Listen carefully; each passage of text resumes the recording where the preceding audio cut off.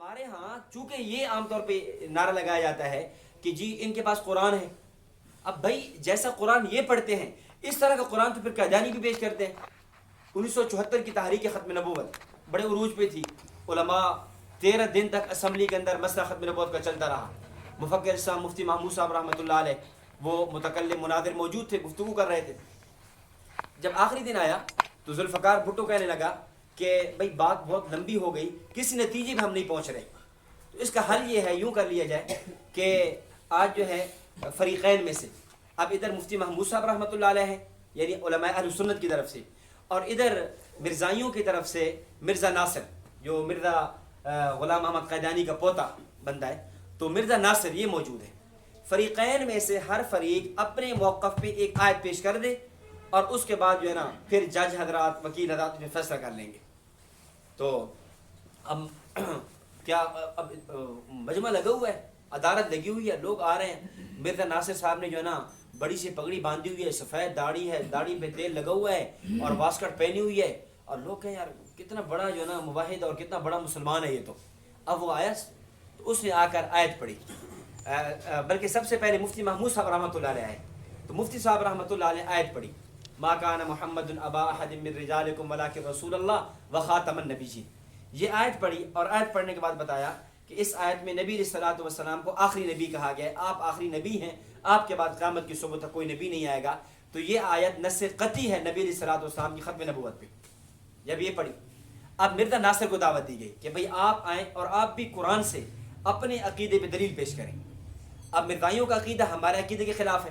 ہمارا عقیدہ ختم نبوت کیا ہے, ان کا عقیدہ اجراء نبوت کیا ہے کہ نبوت جاری ہے, مرزا غلام محمد قادیانی نبی بن کے آیا ہے. تو وہ آیا اور اس نے بھی آ کر یہی آیت تلاوت کی, اس نے بھی آ کر ما کان محمد یہی آیت تلاوت کی. جب یہی آیت پڑھی مجمع حیران ہے, خود جج بھی پریشان, وکیل بھی پریشان. عجیب بات یہ ہے فریقین کا موقف برعکس ہے, ایک کا موقف ختم نبوت کا ہے, دوسرے کا موقف اجراء نبوت کا ہے, اور دلیل میں دونوں ایک ہی آیت پیش کر رہے ہیں. تو جب یہ بات کہی تو اور اس نے استدلال کیسے پیش کیا, اس نے کہا کہ قرآن کریم میں ہے ما کان محمد ابا احد من رجالکم ولکن رسول اللہ وخاتم النبیین. جان لفظ خاتم, خاتم ختم سے نکلا ہے, ختم کا معنی ہے مہر لگانا. جیسے قرآن کریم میں ہے ختم اللہ علی قلوبہم, اللہ نے کافروں کے دلوں پر مہر لگا دی. تو یہاں پر بھی بمعنی مہر لگانا ہے. اس آیت کا معنی یہ ہے کہ نبی علیہ الصلوۃ والسلام انبیاء پر مہر لگانے والے ہیں. جس پہ آپ مہر لگاتے جائیں گے وہ نبی بنتا چلا جائے گا. آپ علیہ الصلوۃ والسلام نے ہمارے دادا مرزا غلام احمد قادیانی پہ مہر نبوت لگائی تھی, وہ 14ویں صدی میں نبی بن کے آیا تھا.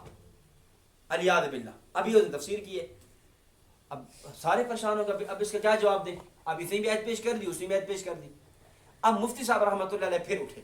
مفتی محمود صاحب فرمانے لگے جج صاحب میں ایک بات آپ سے ایک بات عرض کرتا ہوں, مجھے یہ بتایا جائے یہ جو قرآن کریم 30 پاروں والا قرآن کریم, اس کا نزول کس پہ ہوا تھا؟ اس کا نزول آپ پہ ہوا ہے؟ جج کہنے لگا نہیں. بھٹو صاحب آپ پہ ہوا ہے؟ کہتے نہیں. مرزا ناصر آپ پہ نزول ہوا ہے؟ کہتے نہیں. مجھ پہ نزول ہوا ہے؟ نہیں. اس کا نزول کس ہستی پہ ہوا ہے؟ تو وہ کہنے لگا, سارے کہنے لگے اس کا نزول امام الانبیاء خاتم النبیین حضرت محمد رسول اللہ صلی اللہ علیہ وسلم پہ ہوا ہے. اچھا, تو یہ آیت جب نبی اسلام کو اتری ہے, یہ آیت میرے اوپر بھی نہیں اتری, بھٹو صاحب پہ بھی نہیں نازل ہوئی, ناصر صاحب پہ بھی نازل نہیں ہوئی. یہ آیت جس شخصیت پہ اتری ہے ہم اسی شخصیت سے اس آیت کی شرح پوچھ لیتے ہیں, ہم اسی شخصیت سے اس آیت کا معنی اور مفہوم سمجھ لیتے ہیں. اگر وہ اس آیت کی شرح وہ کریں جو میں نے کی ہے تو میں سچا, اگر وہ نبی اس آیت کی شرح وہ کرے جو مرزا ناصر نے کی ہے تو مرزا ناصر سچا. اب یہ بڑی ایک انصاف کی بات ہے کہ جو آیت جس پہ نازل ہوئی ہے نا وہی اس آیت کی شرح کرے. اب مولانا مفتی محمود صاحب رحمۃ اللہ علیہ نے اس پہ ختم نبوت پہ حدیث پیش کی کہ چونکہ نبی علیہ الصلوۃ والسلام کی ختم نبوت اس حدیث سے ثابت ہے, انا خاتم النبیین لا نبی بعدی وغیرہ ذالک, کئی احادیث پیش کی. اور پھر فرمایا کہ میں نے جس نبی پہ اس آیت کا نزول ہوا ہے وہ نبی اس آیت کی شرح یہ کرتا ہے کہ میں آخری نبی ہوں, میرے بعد کوئی نبی نہیں. اب اس کو چاہیے زیادہ نہیں, صرف ایک حدیث پڑھ دے, ایک حدیث جس کے اندر آپ علیہ السلام نے یہ فرمایا ہو کہ اس آیت کا معنی یہ ہے کہ میں نبیوں پہ مہر لگانے والا ہوں, جس پہ میں مہر لگاؤں گا وہ نبی بنتا چلا جائے گا. مرزا قادیانی پہ میں نے مہر نبوت لگائی ہے, وہ نبی بن کے آیا ہے. کوئی ایک حدیث پیش کر دے, جب انہوں نے یہ چیلنج کیا اب مرزا ناصر کے بعد کوئی جواب نہیں تھا. اب بات سمجھ یہ آئی قرآن کریم آیت ایک ہی ہے, اس آیت سے ایک استدلال اہل حق کا ہوتا ہے, ایک استدلال اہل باطل کا ہوتا ہے. باطل اس کو بھی قرآن کا رنگ دے کر پیش کرتا ہے, اور ہم لوگ اس بہکے میں چلے جاتے ہیں کہ ان کے پاس قرآن ہے.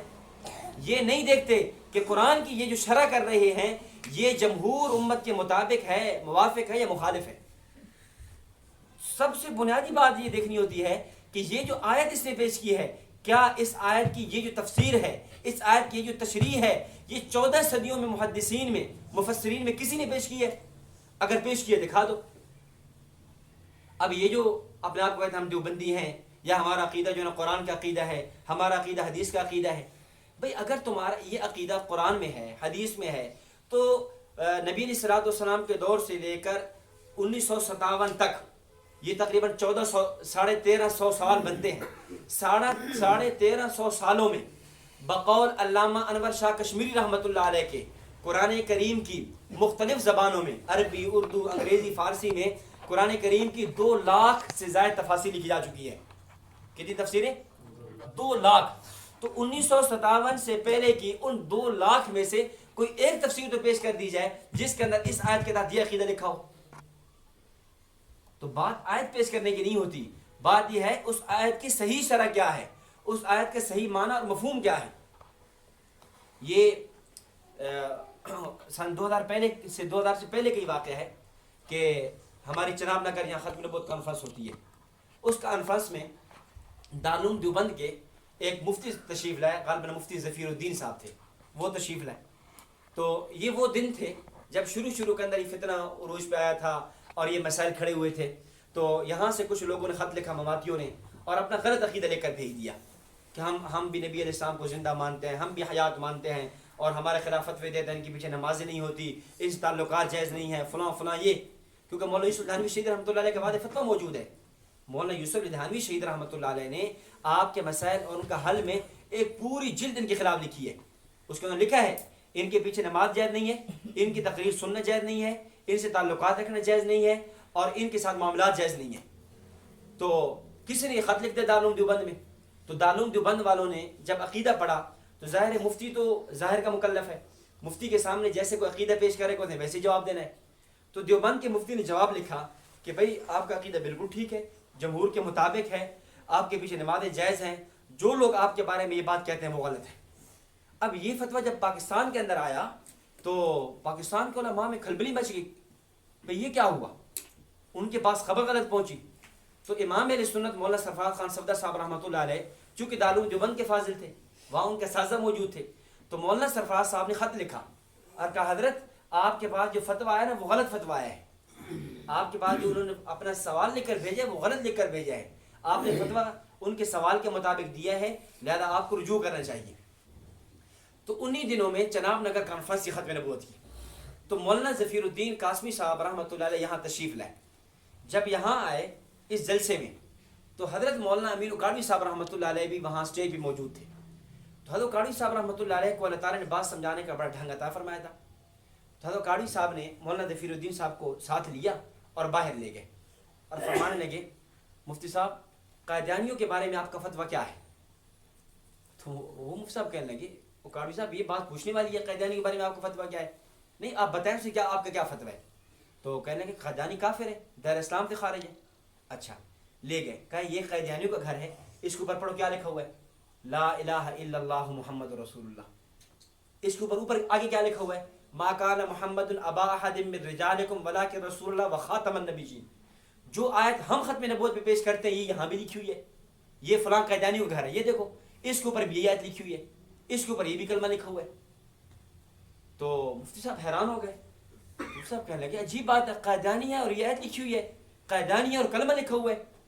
حضرت فرمان لگے اصل بات یہ ہے کہ قادیانیوں اور مماتیوں میں قریب جو چیز قدر مشترک ہے وہ یہ ہے کہ قادیانی لا الہ الا اللہ محمد رسول اللہ پڑھتے ہیں, اور محمد کا جو معنی ہم لیتے ہیں وہ نہیں لیتے, بلکہ محمد کا معنی اپنی طرف سے کرتے ہیں کہ محمد وہ الیاذ باللہ مرزا غلام احمد قادیانی کی روح میں آ گیا ہے, اور ما کانا محمد کی شرح بھی غلط کرتے ہیں. اور فرمایا یہی کام مماتیوں کا ہے ولا تقولوا لمن يقتل في سبيل اللہ، آیت کو چھوڑتے نہیں ہیں، آیت کو پڑھتے ہیں، لیکن آیت کا معنی وہ کرتے ہیں جو جمہور امت کا نہیں ہے، آیت کا معنی اپنی طرف سے کرتے ہیں جو جمہور امت کے خلاف ہے۔ تو یہ آج کی بات نہیں ہے، یہ شروع سے چلا آ رہا ہے، ایسا ہے۔ تمام فتنے قرآن کو پیش کرتے ہیں، ہم اس دھوکے میں چلے جاتے ہیں۔ علامہ انور شاہ کشمیری صاحب رحمۃ اللہ علیہ نے اکفار الملحدین میں لکھا ہے، فرمائیں کہ واللہ، یہ ان کا الفاظ نقل کر رہا ہوں، واللہ کافر بھی قرآن سے استدلال کرتا ہے اور مومن بھی قرآن سے استدلال کرتا ہے، لیکن کافر جیت جاتا ہے اور مومن ہار جاتا ہے۔ کیوں؟ اس لیے کہ کافر چالاک ہوتا ہے، وہ استدلال کرنے میں جیت جاتا ہے، اور مومن بیچارہ سادہ ہوتا ہے، وہ ہار جاتا ہے۔ استدلال وہ بھی قرآن سے کرتے ہیں، پیش وہ بھی قرآن کو کرتے ہیں، لیکن دیکھنا یہ ہے کہ قرآن کی ایسی تفسیر کرنا جو حدیث کے مطابق ہو، قرآن کی ایسی تفسیر پیش کرنا جو جمہور صحابہ کرام کے مطابق ہو، تابعین، تبع تابعین، ائمہ اربع، متکلمین، مفسرین، محدثین کے مطابق ہو، وہ کس کی ہے وہ دیکھنی ہوتی ہے۔ یہ نہیں کہ صرف آیت کو دیکھیں اور وہ کر لیں۔ آپ حیران ہو جائیں گے کہ دنیا کا پہلا فتنہ، کائنات کا، تاریخ کا پہلا فتنہ، جسے منکرین زکوٰۃ کا فتنہ کہا جاتا ہے، کہ جب نبی اسلام دنیا سے پردہ فرما گئے، منکرین زکوٰۃ آئے اور حضرت بکر صدیق رضی اللہ عنہ نے بندہ بھیجا عامل کہ جو زکوٰۃ وصول کر کے ہو۔ وہ لوگ کہنے لگے بھائی ہم زکوٰۃ نہیں دیتے، ہم زکوٰۃ کے حکم کو مانتے ہیں، زکوٰۃ کا حکم کا انکار نہیں کرتے، لیکن زکوٰۃ کو دیتے نہیں ہیں۔ کیوں؟ اس لیے کہ زکوٰۃ کا حکم فقط نبی صلی اللہ علیہ وسلم تک تھا، جب آپ دنیا سے چلے گئے ہیں اب زکوٰۃ دینے کی ضرورت نہیں ہے۔ اب حضرت بکر صدیق رضی اللہ تعالیٰ عنہ نے دلیل پوچھی، بھئی کیا دلیل ہے آپ کے پاس اس بات پر کہ زکوٰۃ کا حکم نبوت تک خاص تھا، نبی کے چلے جانے کے بعد اب زکوٰۃ کی ضرورت نہیں ہے؟ اب انہوں نے دلیل میں نہ عقل کو پیش کیا، نہ دلیل میں اجماع کو پیش کیا، نہ قیاس کو، نہ صحابہ کو، دلیل میں قرآن کی آیت پیش کی ہے۔ فوراً 10ویں پارے کی آیت پڑھی، قرآن کریم میں ہے خذ من اموالہم صدقۃ، خذ من اموالہم، اے نبی جی آپ ان کے مالوں سے صدقہ لیں۔ تو معلوم ہوا زکوٰۃ صرف نبی لے سکتا ہے، نبی کے علاوہ کوئی اور لے نہیں سکتا۔ اب یعنی کائنات کا جو پہلا فتنہ ہے وہی قرآن کے نام پہ وجود میں آ رہا ہے، وہ بھی اپنی دلیل میں قرآن پیش کرتا ہے، اس کے علاوہ ادھر ادھر نہیں ہٹتا۔ حضرت علی رضی اللہ تعالیٰ عنہ، کنز العمال میں روایت موجود ہے، حضرت علی رضی اللہ تعالیٰ عنہ نکلے خوارج سے جنگ کرنے کے لیے۔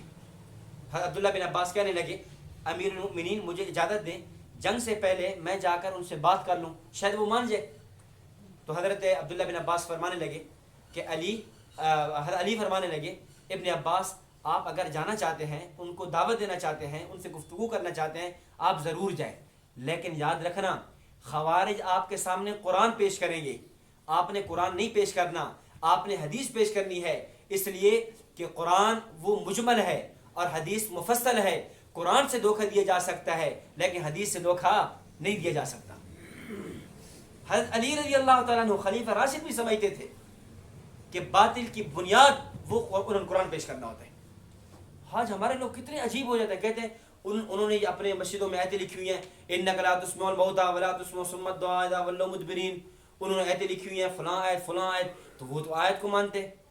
بھئی آیات کی بات نہیں ہے، بات یہ ہے کیا آیات کی شرح وہی کی ہے جو مفسرین محدثین نے کی ہے؟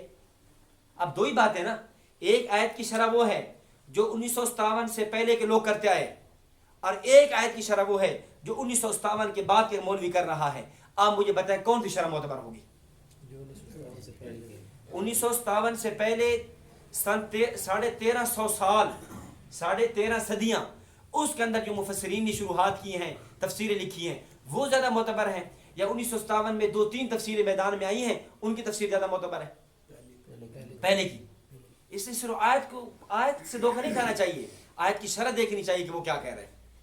اس لیے ہم یہ کہتے ہیں نا کہ تم کتاب اللہ کے مقابلے میں رجال اللہ کو پیش کرتے ہو، تم کتاب اللہ کے مقابلے میں کتابڑیاں پیش کرتے ہو۔ بھئی ہم کتاب اللہ، استغفر اللہ، کتاب اللہ کے مقابلے میں کوئی رجال اللہ پیش کرے، یہ کہاں ممکن ہے؟ یہ تو پتہ نہیں مسلمان بھی رہے گا نہیں۔ ہاں ہم یہ ضرور کہتے ہیں کتاب اللہ کی ایک آیت ہے، ایک آیت کی شرح تم اپنی پیش کرتے ہو، اور ایک آیت کی شرح وہی ہے جو ہم 14 صدیوں کے مفسرین کی پیش کرتے ہیں۔ ہم آیت کی شرح تمہاری نہیں مانتے، ہم آیت کی شرح 1300 سال پہلے کے لوگوں کی مانتے ہیں۔